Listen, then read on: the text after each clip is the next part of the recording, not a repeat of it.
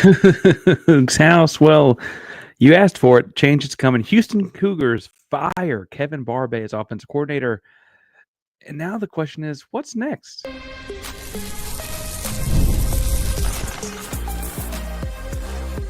You are Locked On Cougs, your daily podcast on the Houston Cougars, part of the Locked On Podcast Network, your team every day. Welcome to Locked On Cougs, a podcast on the Houston Cougars. Today's impromptu bonus-y feeling episode on the firing of Kevin Barbay is brought to you by GameTime. My name is Parker Ainsworth. I'm the host here at Locked On Cougs, and we got a lot to talk about in this one as quickly as it goes. Now, I do want to kind of keep the idea of this bonus episode somewhat short. We are live reacting as well. So if you want to comment on things, feel free to fly on in. But the news of the day thus far is Houston started the day by firing offense coordinator Kevin Barbay. Barbay is less than 1 year into his tenure at Houston. Came over from Mississippi State in the coaching change last year.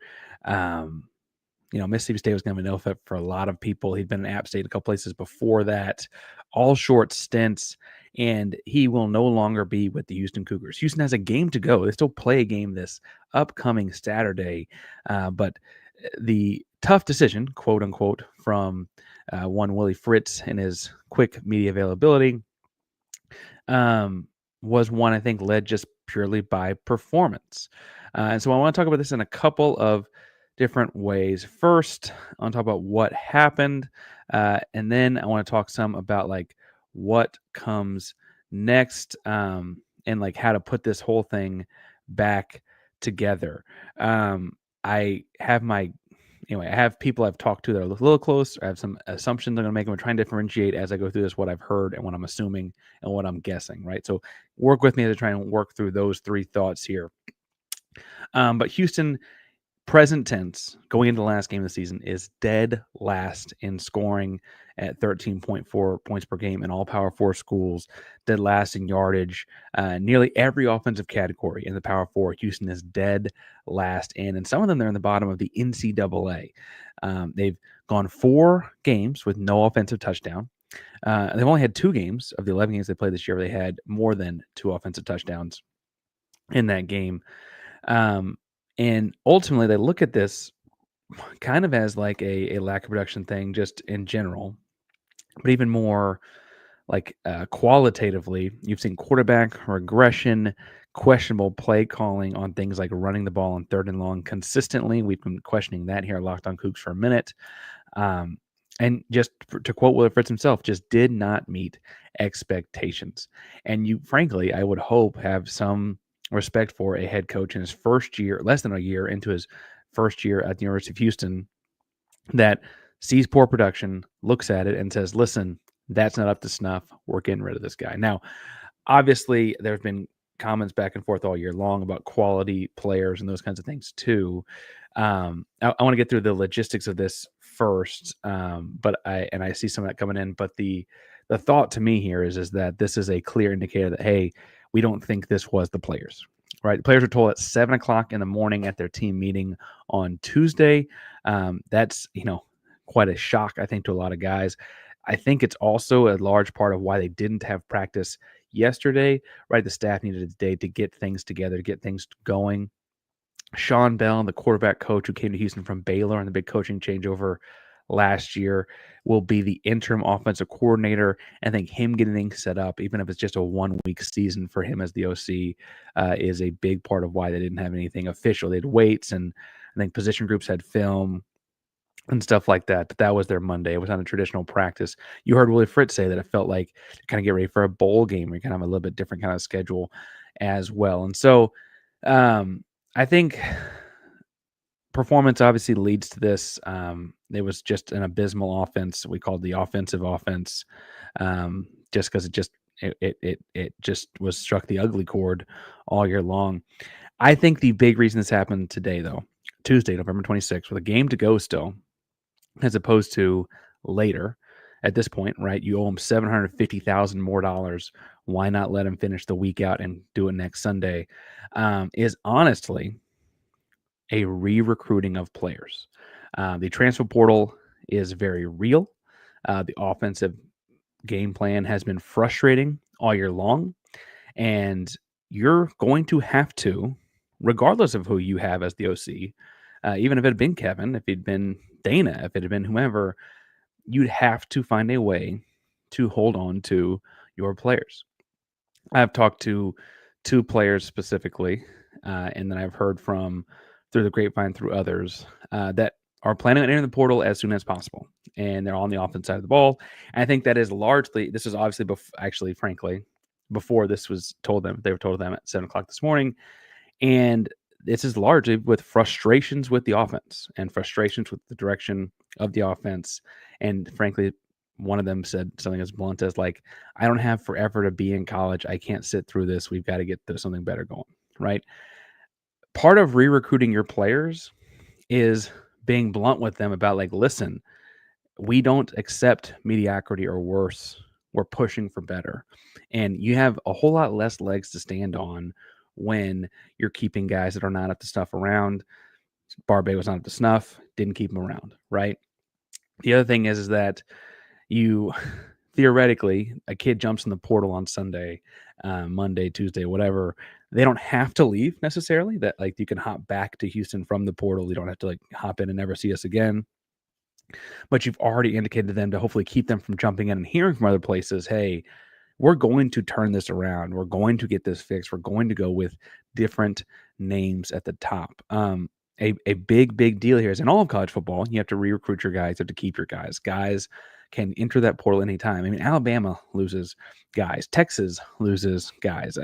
The big dollar programs also lose guys. This is not a uniquely Houston problem, but the smaller your budget, the more of your problem it is, right? And so finding ways to keep the talent that is here is going to be important. And the first signal to those guys is to get out ahead of this, right? I also think, for what it's worth, it sends a message to the rest of the program, like, hey, coming off that Baylor game, that was not okay. We got to fix. That was a winnable game that we lost because we were not doing things the right way, right? The offense did not do things the right way in that game. That was a very winnable game. You're out of here, right? I think that's important to send a message as a program. I also think we talked about this with Barbay a couple times throughout the year. There's been an inkling. Some people argue over how strong, but there's never anyone saying that's not there. That Barbay was never Willie Fritz's first option. Barbay came from Mississippi State.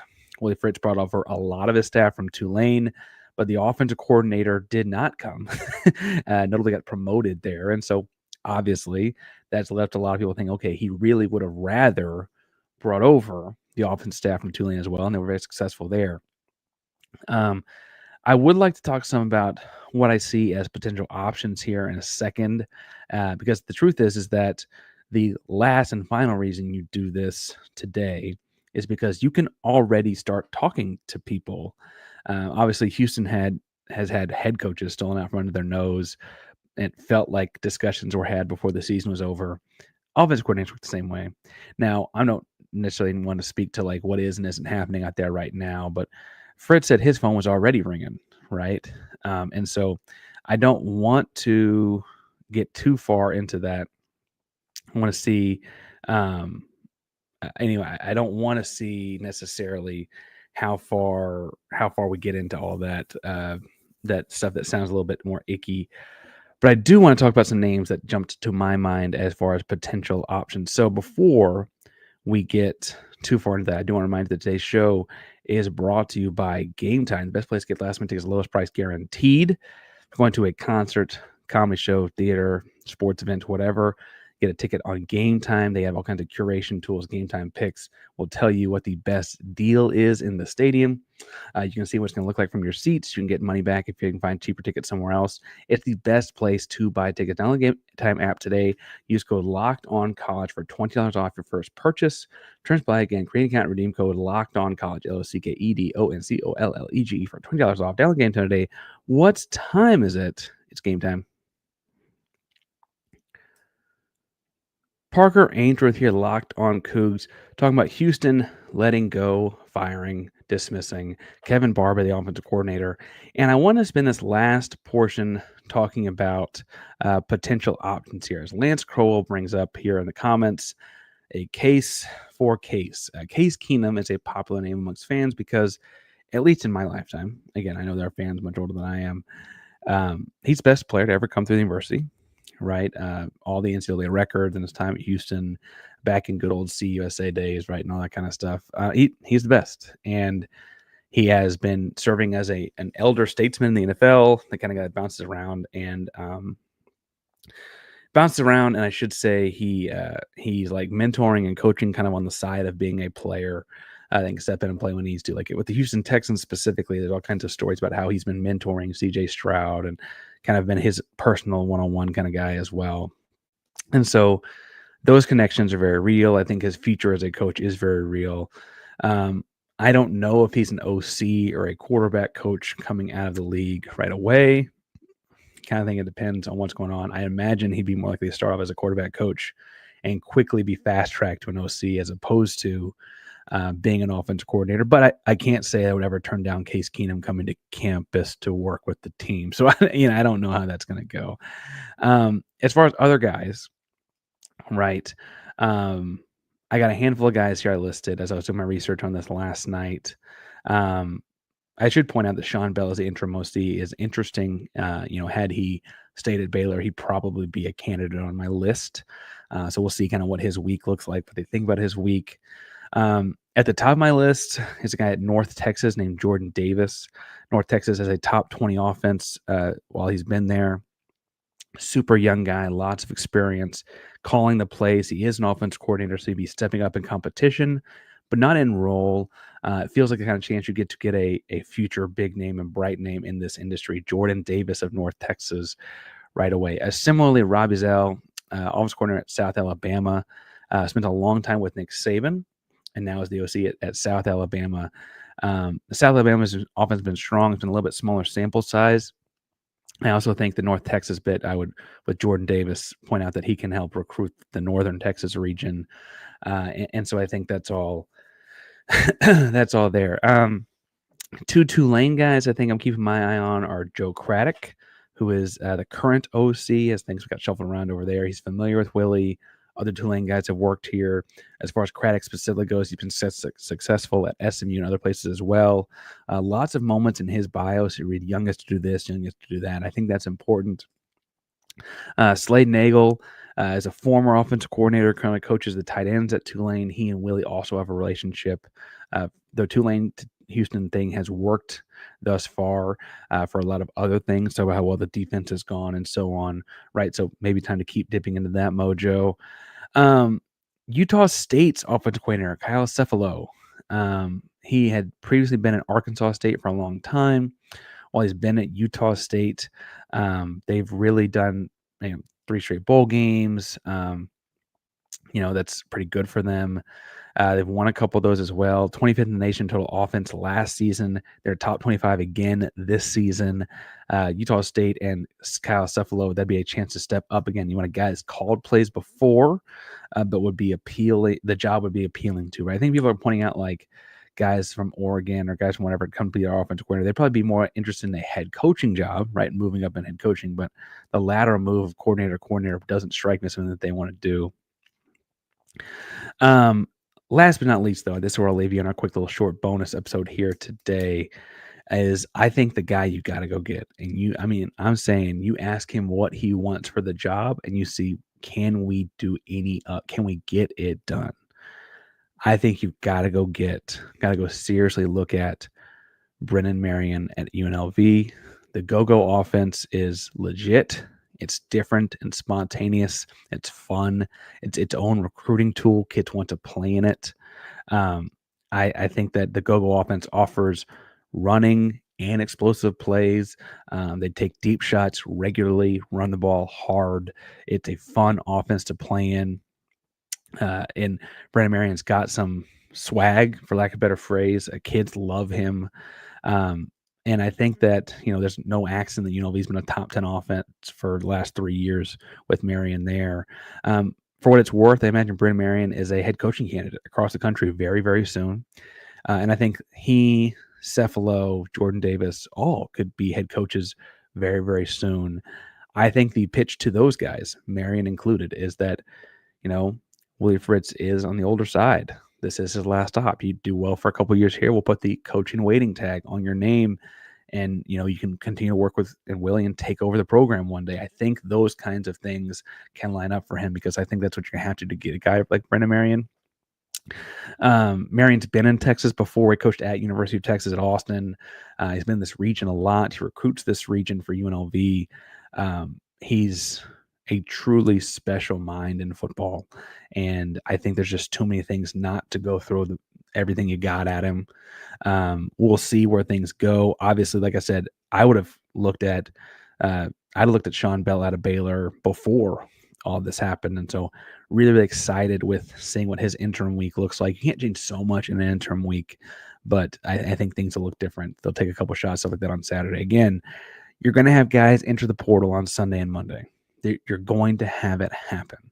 How you handle this search may determine whether or not they stay in the portal or leave. But you're about to have a lot of offensive talent. Before the Barbay firing, you're going to have a lot of offensive talent enter the portal after the weekend. And hopefully this is a sign to those kids like, hey, we want to get this turned around here. We want to get this moved here. We get this done here. Come be a part of it. Get back on the boat. Let's get this thing done, right? We're breaking this down and more as more comes out. Big recruiting news in basketball later today. Potentially, I guess we should see what Senac does. We've got basketball tonight, Houston, Alabama, all kinds of fun things. We'll be live after that basketball game as well. Locked on Coogs, Premier, the Locked On Podcast Network. That means your team every day. Go Cougs.